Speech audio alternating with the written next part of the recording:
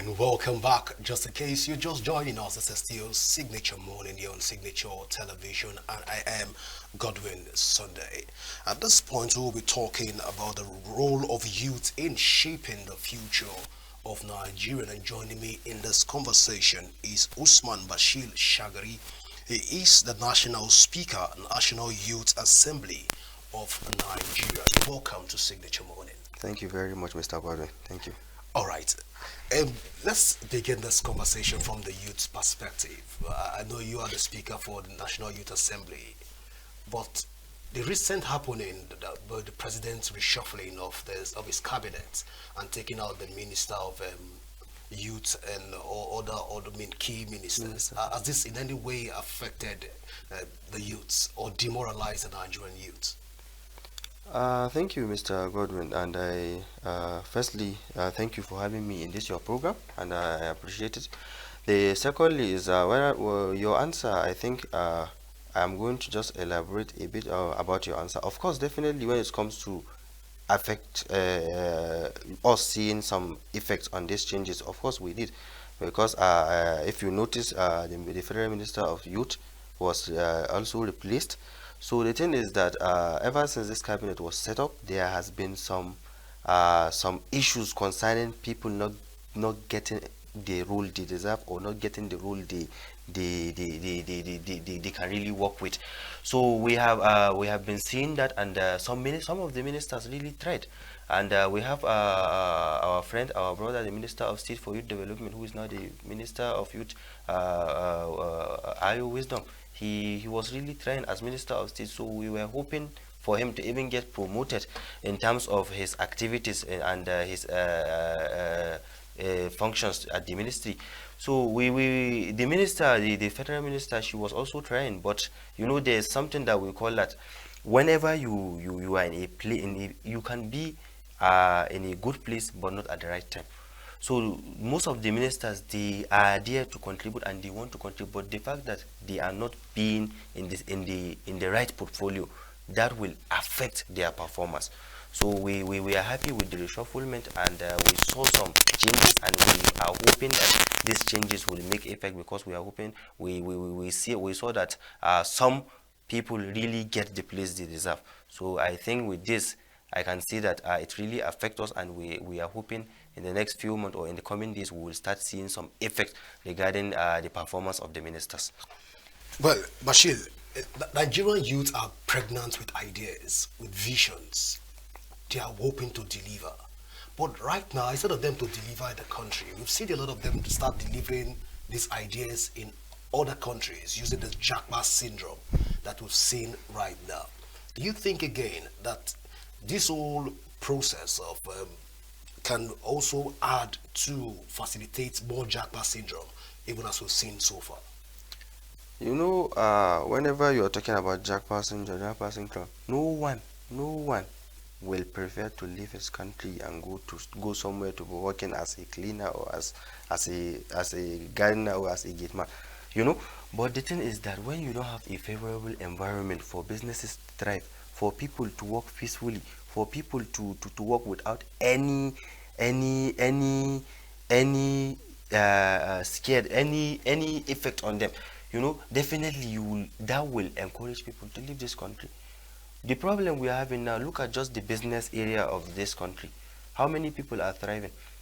For example, before you can start a business with 500,000, 1 million, for example, now what can you do with that amount? It's not possible. When we talk about the employment sector, for example, how many undergraduates do we have that have finished their studies and that have finished their NYSs without job? I'm not saying that the government must employ everyone, but what I'm saying is that when you look at these scenarios, you will know that these are the things that are really causing people to leave this country. You cannot come and set up your business peacefully and thrive. There's no enabling environment for people to thrive. If there's no enabling environment for people to do business, do you think they are going to stay? Especially people that study professional courses like medicine. How can you spend 7 years, 8 years studying, and at the end of the day you will not get something reasonable? Even if you are getting job, how much are they paying you? And you will see an opportunity to go to Canada or US, that you will just live like that. Do you think it's something that you can do? So that's why I'm saying that we have the mind, and I'm telling you the Nigerian youth are very smart and innovative. We can thrive in any society that we go. So the thing is that let government create an enabling environment that will encourage people to stay. This is just like a business. Whenever you want customers to come to you, you must be customer centric. If a government want people to stay and participate, they must be what's it called, people centric government. They must always try to solve the people's issues. If there is no this if the government is not doing this, then I'm telling you that this jackpot syndrome will keep increasing. Just look at the data now. We were not here 10 years ago. People, the amount of people that are living this country now is outrageous. Most of them are not even getting serious job when they go. Most of them, they don't even have anything to do when they go outside, but they prefer to go there because they still have hope there than having hope in our country. So of course the government needs to do more to support this. But then, Bashir, there's another angle to even the story of the Japa syndrome. A lot of people still believe that majority of the Nigerian youth are not investment worthy. That is, yeah, I know because you have been an advocate of the youth, so definitely that might sound strange. Strange, But it is of a clear fact that people say that majority of the Nigerian youth do not even know what they want to start with. They are not politically investment worthy. They are not credit investment worthy. And sometimes the government take advantage of these loopholes that it finds to be able to sideline the youth. How correct is this narrative? To be honest with you, not only Nigerians, everyone have its loopholes. Everyone. But I'm telling you that from the time I have been advocating for this for Nigerian youth, I can tell you that we have many innovative youth. We have many people that I can vouch for any investment. We have people that can do excellently well in any place they are. We have them.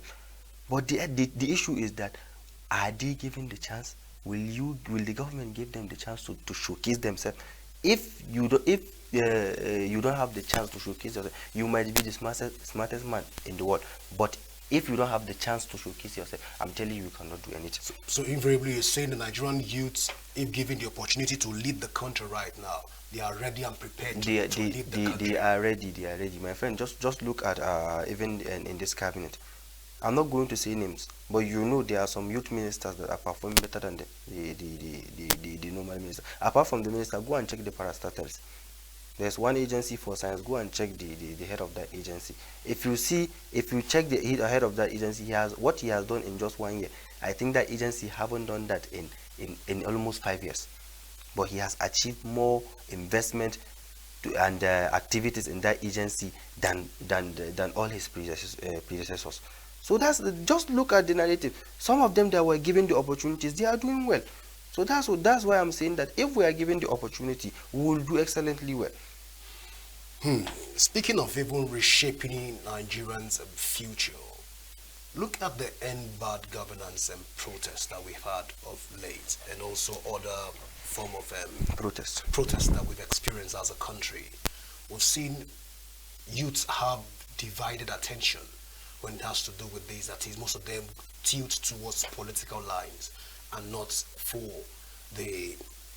to champion the cause of a formidable nation. One begin to ask at this point in time, are you sure at this point in time Nigerian youth can champion the cause of a future for Nigeria?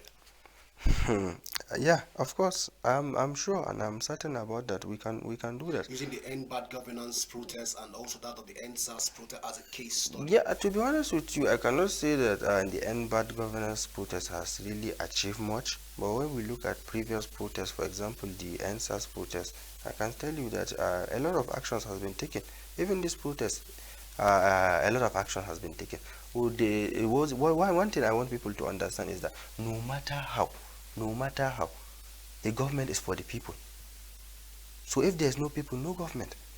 If people really wants the government to change, I'm telling you, they can do that.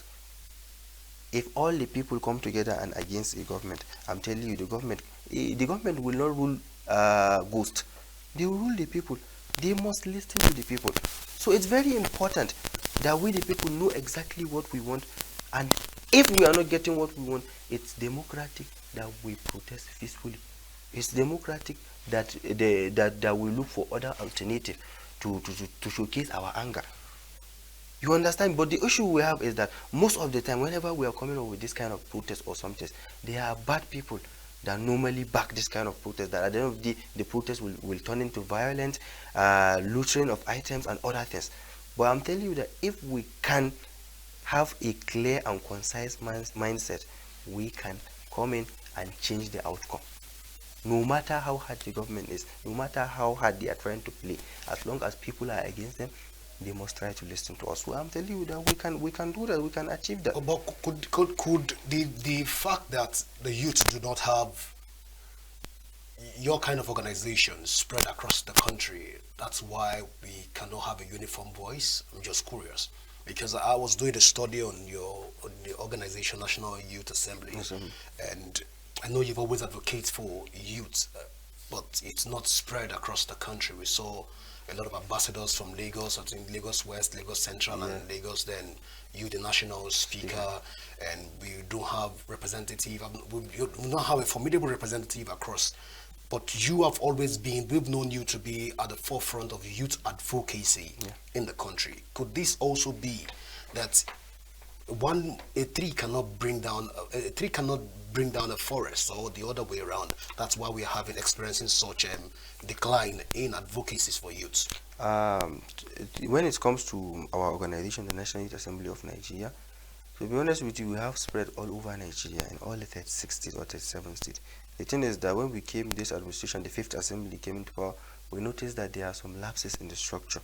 So we decided to dissolve all the state assemblies to see that we organize convention in all the state. Because the process, the main aim of this assembly is to enlighten entrepreneurship, innovation, and also governance in Nigeria. So if we are not doing it the right way, I believe that what we are doing at the end of the day is not going to make any impact. So when we came in, most of the structure in the state were appointed, not elected. So we decided to sit down and say, no, we are trying to show people, we are trying to train people, we are trying to do something. So we don't believe in appointment. Appointment will not give people of less privilege the opportunity to come and participate. Appointment will only favor some elite and not other. So I said, okay, let's come up with a structure where every state will hold their convention. Ever since we came in, we had 6 state convention. That's why you're not seeing the spread across everything, because most of the states, you know how now the economy is hard and the activities are hard. And when it comes to youth, whenever it comes to this kind of things, it involves resources and other things, which the youth, we don't have much. So we decided to say, no matter what, let's try and be following the state one after the other to be holding their convention, which that convention is democratic in nature. It will allow everyone to have sense of belonging and everyone to come and participate. So I believe if our major goal is to train people and to enlighten people, I believe this is the first step that we can do to allow everyone to have a room that they can come and participate. That's why if you see most of the states, you are seeing that we're having activities, Lagos, Delta, Oyo, and some few states, Edo, and some few states, most of them, they held their convention. They elected their people. Because of that now, our structure is growing strong and stronger every day in the state than just appointing the people. That's to tell you this is the narrative. So, and when it comes to the national spread, no, even without this structure, I'm telling you that here at the National Assembly we have been doing our best to make sure that we get what's it called? We get spread all over the nation. There's a program we launched earlier this year in February called the SDG Youth Summit in collaboration with the Brazil Embassy. We launched that program to see how the youth can help in the implementation of the Sustainable Development Goals. These are 17 goals that are very critical to every human being. So we feel like these goals, we the youth are supposed to be champion the implementation of these goals, because we are going to be the beneficiaries of these goals. So if we are not helping in the implementation, then how do we intend to benefit from these goals? So that's why we come up with this thing. We partner with various NGOs and come up with this kind of this program. And earlier last month, October, we also launched another one in the northeast in Bauchi. And currently in early December, we are going to launch another one in the southwest, which is going to hold in Lagos. We are planning to launch this program in all the 6 geopolitical zones to encourage implementation of the SDGs and also to promote active youth participation in this implementation. Well, Usman Bashir Shagari, before I let you go, let me even come personal on you right now. At this point, Yeah. it's first. I want to ask, what informed your decision to even want to go into advocacy for youth? Could it be your background, where you're coming from, or you've seen a lacuna and this has what has spurred you up? Because the passion at which you speak about youth in most conferences, seminars, and symposium really calls for concern. So I said, when you come to the studio today, I will ask you in person, what has informed your decision to all of this advocacies? To be honest with you, Mr. Godwin, I'm an economics by nature, economist. I studied economics at the university, and we economists, we always believe in negotiation. We always believe in human capital development. We always believe in other factors. So as an economist, I've always had it in me that whatever the situation is, negotiation is the key. And the only way to be part of negotiation is to be part of the structure. If you are outside the box, you cannot help in that. So that I'm telling you, this is one of the major reasons that has motivated me a lot to be part of this youth advocacy, because I have been seeing some lapses and I have been trying to see how I can affect some changes personally. So I with this, it's really motivated me to see that I go into the pitch, and to see that I try to make a reasonable amount of impacts, because I always, just like I said, I always believe in negotiation, and I feel like no matter the situation, no matter how hard things are, if you are in the pitch, you can be able to be part of the negotiation. When you are part of the negotiation, you can be able to make impact. So before I let you go again, sorry, I know that I said that would be the final one. The timing for Nigerian youth advocacy, even though we know that this present government is trying to put structures in place to ensure that we have a smooth administration. Some of these protests and negotiation and meetings right now, to a large extent, won't it distract the government from its objective? Sorry, can you just... Okay, so I'll take that again. Yeah, take that again. Just on the Yeah. final note, Yeah. because I've already been signaled that our time is fast spent. Yeah. I'm asking at this point, don't you think some of these advocacies by youth at this point in time for calling for their future, the timing for it, do you think it's right? There's no perfect timing for anything you are doing. The fact is that once you want to do something, just be committed to it and do it. The timing, I'm saying that I can't say the timing is not right. I can't say the timing is right. But what I can say is that this advocacy that we are doing, no matter what, no matter how small, I know it's contributing and it's reaching to the right people. And sometimes we are even seeing the changes immediately. So, and even in democracy, it's always good to be advocating for something, because that will let the leaders know that there are some issues on ground, or there are some place untouched. So I'm telling you that the government is really doing well, especially the Ministry of Youth Development. The minister has some initiative. There's this National Youth Conference that they are going to hold early next year, and there are many initiatives just to bring the youth together in terms of the Ministry of Youth, to bring the youth together, to see that we collaborate, and to see that we are all on the same page. So I'm telling you that these things are all thanks to the advocacies that we have been doing, to see that we call on the government to listen to us, and I'm telling you that they are listening. Well, in your plight to shape the Nigerian political future, we look forward to the geopolitical elections, as you've rightly said, by your organization, and also we'll keep track with some of the development that you're doing to ensure that people from the grassroots also get the feel of what the government is all about. I want to say thank you so much, Usman Bashir Shagari, for being on the show this morning. Thank you very much, Mr. Gordon. I appreciate it. I hope when next we need you, you'll be available for us. We will. I will. Thank you very much. Well, this is how far we can go this morning. I want to say thank you so much for being with us till this time. Till I come your way again, do remember that you can join in the conversation on your social media handle. I am Godwin Sunday. Enjoy the rest of your day.